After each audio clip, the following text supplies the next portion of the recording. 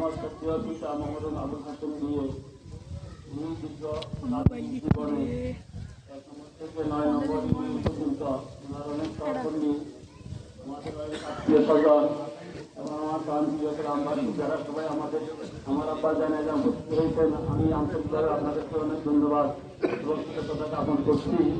আমার আব্বা যারা সকলে যদি কারো মনে কখন কোনো কষ্ট দিয়ে থাকে তাহলে আমরা আল্লাহর হস্তে আজকে শেষ বিদায় দিনে আমার আব্বাকে ইনশাআল্লাহ ক্ষমা করবেন কিনা।